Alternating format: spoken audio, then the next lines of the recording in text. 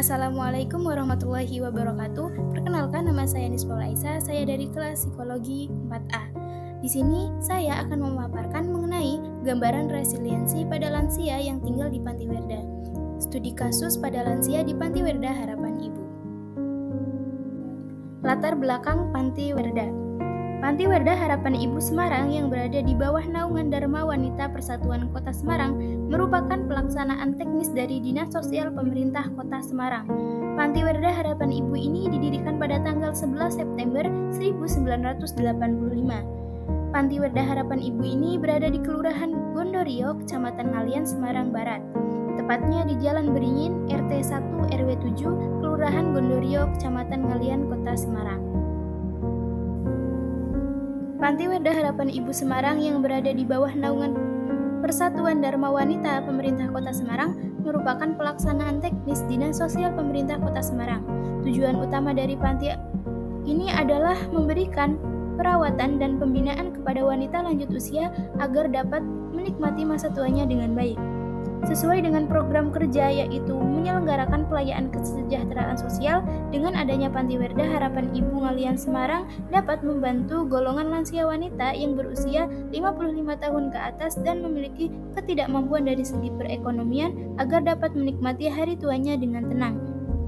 Karena tidak setiap keluarga atau anggota masyarakat mampu mengurus lansia, disebabkan adanya berbagai gangguan sosial, khususnya ekonomi, dalam kehidupan keluarga atau lingkungan masyarakat.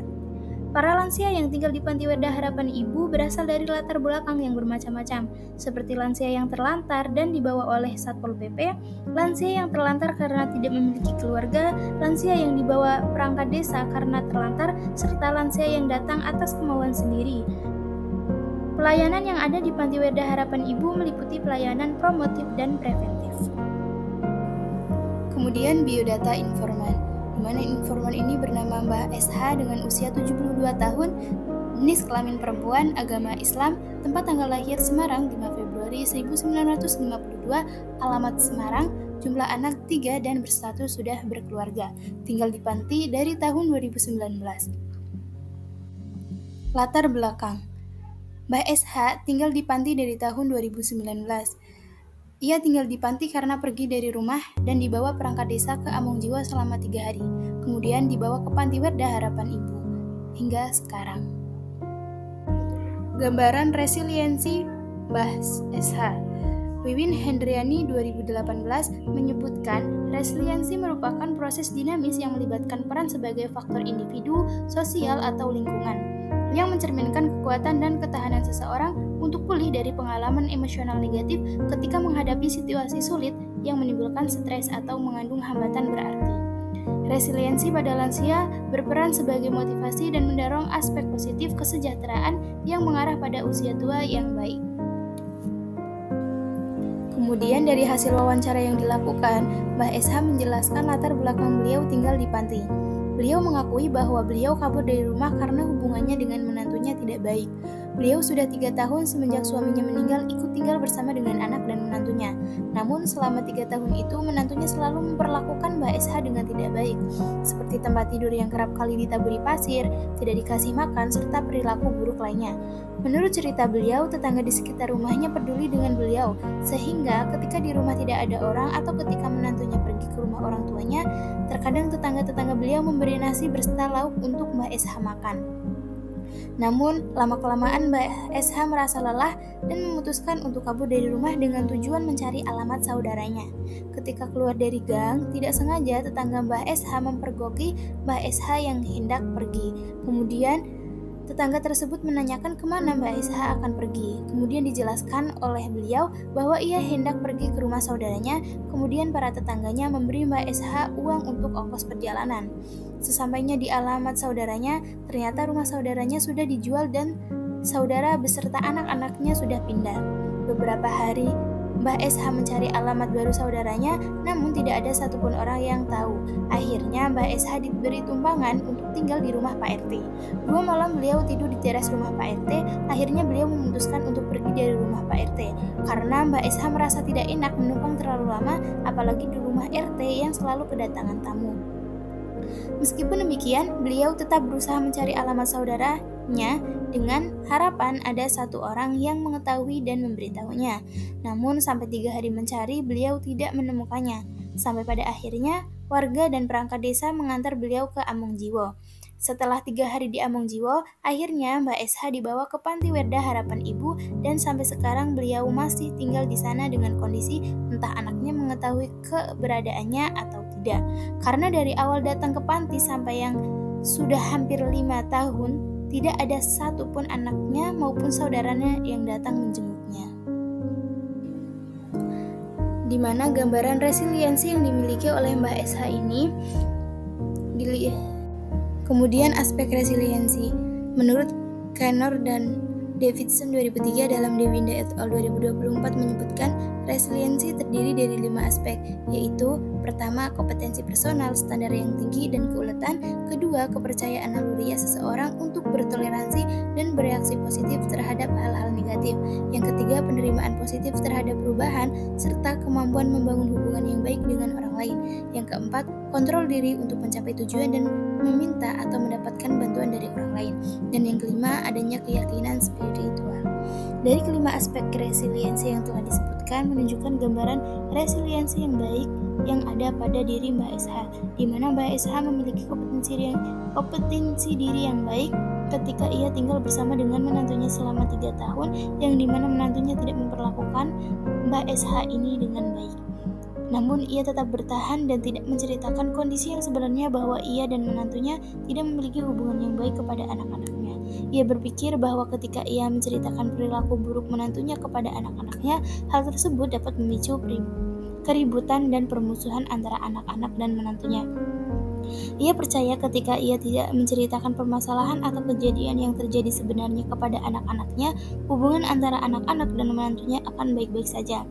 Kemudian terkait mengenai ia kabur dari rumah, ia percaya bahwa dengan ia kabur, ia dapat mempunyai kehidupan yang lebih baik dari yang sekarang. Namun ternyata harapannya tidak sesuai dengan apa yang ia harapkan, di mana ketika mencari alamat saudaranya dan tidak menemukannya, ia harus tinggal di panti jompo yang sebelumnya tidak terpikirkan oleh beliau bahwa ia akan tinggal di panti. Namun, ia berusaha menerima dengan ikhlas dan percaya bahwa mungkin kondisinya saat ini merupakan bagian dari takdir Allah, dan takdir inilah yang akan membawanya menuju kehidupan yang lebih baik dari sebelumnya. Ia juga mampu menjalin hubungan yang baik dengan orang di sekelilingnya, yaitu lansia-lansia yang juga tinggal di panti werda tersebut. Kemudian ia memiliki kemampuan kontrol diri yang baik untuk mencapai tujuan dalam hidupnya, di mana tinggal di panti werda di bawah naungan pemerintahan, yang dimana segala sesuatunya mengandalkan bantuan dari pemerintah seperti bantuan makan, obat, maupun bantuan kesehatan lainnya. Namun dengan keterbatasan tersebut seperti makanan dan obat yang terbatas dengan kondisi kesehatan yang kurang baik, terkadang Mbah SH ini mengalami kekurangan obat, sehingga dengan ia yang tidak mempunyai penghasilan sama sekali atau pemasukan, ia mencari berbagai cara bagaimana ia dapat mendapatkan uang untuk membeli obat, di mana ia mendapatkan uang dari hasil menjual baju yang ia dapat dari sumbangan seperti daster, yang dimana pakaian tersebut ia titipkan pada orang yang 1 minggu sekali datang ke panti, kemudian dijual ke pasar, dan dari hasil penjualan tersebut ia gunakan untuk membeli obat. Dengan cara tersebut ia berharap ia tidak merepotkan orang lain. Ia menyebutkan bahwa ia sekarang lebih mendekatkan diri kepada Allah untuk bekal ketika meninggal nanti. Ia juga kerap kali mengikuti kegiatan pengajian serta sholat berjamaah, karena menurutnya sekarang yang perlu ia lakukan adalah menyiapkan bekal ketika nanti ia meninggal, sehingga yang dilakukannya adalah mendekatkan diri kepada Sang Pencipta. Dan ia juga berusaha selalu mensyukuri apapun yang terjadi dalam hidupnya. Kemudian faktor-faktor resiliensi. Beberapa ahli mengemukakan faktor-faktor yang dapat mempengaruhi resiliensi pada seseorang. Salah satunya adalah Resnick, Witter, dan Roberto 2011 dalam Pratiwi dan Yuliandri 2022, antara lain social support atau dukungan sosial, spiritualitas, serta emosi positif. Sejalan dengan faktor emosional yang dikemukakan oleh Resnick, Witter, dan Roberto 2011, dikatakan bahwa rasa syukur merupakan salah satu faktor yang dapat meningkatkan resiliensi seseorang. Selain itu, faktor demografi seperti usia dan jenis kelamin juga disebut mempengaruhi tingkat resiliensi seseorang. Kesimpulan, Dari hasil mini riset yang dilakukan, Mbah SH memiliki resiliensi yang cukup baik, di mana meskipun ia merasa sedih maupun kecewa dengan kondisinya yang dialami dalam hidupnya, ia mampu bangkit dari perasaan tersebut. Ia tidak terlalu dalam perasaan sedih tersebut dan berusaha ikhlas menerima kehidupannya yang sekarang. Ia juga tetap mendoakan yang terbaik untuk anak-anak dan cucunya dan berharap anak-anak dan cucunya mengunjunginya meskipun ia tidak mengharapkan mereka menjemputnya untuk pulang, setidaknya anak-anak dan cucunya mengetahui kondisinya saat ini. Bahkan ia lebih memilih tinggal di panti daripada bersama anak-anak maupun saudaranya karena ia tidak mau jika nanti merepotkan mereka jika suatu saat mereka datang menjemput untuk tinggal bersama dengan mereka. Ia bahkan sekarang sudah jauh lebih ikhlas untuk tinggal dan menghabiskan masa tuanya di panti bersama lansia-lansia lainnya dengan berusaha selalu mendekatkan dirinya dengan Sang Pencipta. Berikut merupakan dokumentasi dari Panti Werda Harapan Ibu. Cukup sekian pemaparan mengenai hasil mini riset Panti Jompo Resiliensi pada Lansia yang tinggal di Panti Werda Harapan Ibu. Dari saya, kurang lebihnya mohon maaf. Wassalamualaikum warahmatullahi wabarakatuh. Terima kasih.